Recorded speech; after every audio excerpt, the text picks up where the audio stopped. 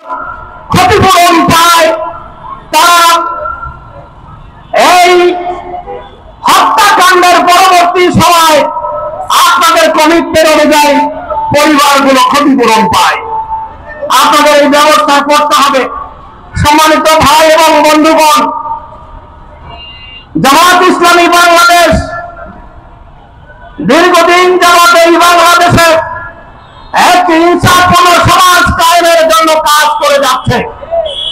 ইতিমধ্যে বাংলাদেশ জামাত ইসলামী প্রমাণ করতে সক্ষম হয়েছে, জামাত ইসলামী যদি বাংলাদেশের শাসনভার আল্লাহর মেহরবানিতে পায়, এই দেশের জনগণ সমর্থন দেয়, আগামীতে বাংলাদেশ জামাত ইসলামী এই দেশকে একটি ইনসাফপূর্ণ সমাজে পরিণত করবে। আমরা লক্ষ্য করেছি গত 19শে জুলাই শরণার্থী উদ্যানে মানুষের যে ঢল নেমেছিল, এই ঢল প্রমাণ করে বাংলাদেশের মানুষ জামাত ইসলামীকে এই দেশের শাসনভার ক্ষমতায় দেখতে চায়। এটাই প্রমাণ করে বাংলাদেশের মানুষ জামাত ইসলামীকে যেভাবে সমর্থন করছে, জামাত ইসলামীকে সমর্থন দিচ্ছে। আগামী নির্বাচন সুষ্ঠুভাবে হবে, জামাত ইসলামী এই দেশের জনগণের সমর্থনে তারা দায়িত্ব পাবে ইনশাআল্লাহ। এজন্য আমাদেরকে প্রস্তুতি গ্রহণ করতে হবে।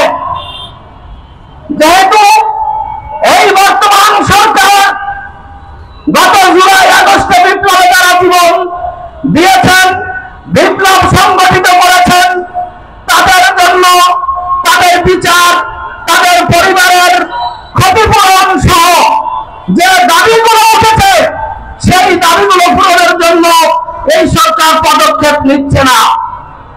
আমরা কথা দিচ্ছি, এই জুলাই বিপ্লবে যারা শহীদ হয়েছেন, জামাত ইসলামী যদি ক্ষমতায় আসে, এই শহীদদের সুষ্ঠু বিচার হবে। জামাত ইসলামী জুলাইতে যারা গণহত্যা চালিয়েছে, তাদের সুষ্ঠু বিচার করবে।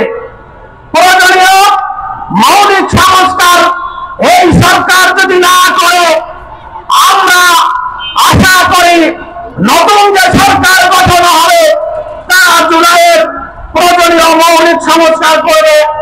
জুলাই সনদ ঘোষণাপত্র সরকারের কাছে আমরা দাবি জানাচ্ছি, আপনারা জুলাই সনদ বাস্তবায়ন করুন। জুলাই